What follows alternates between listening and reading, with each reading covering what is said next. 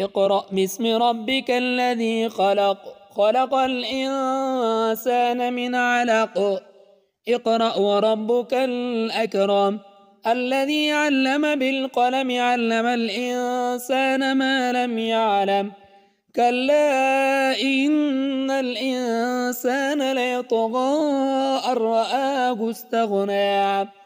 إلا إلى ربك الرجعى أرأيت الذي ينهى عبدا إذا صلى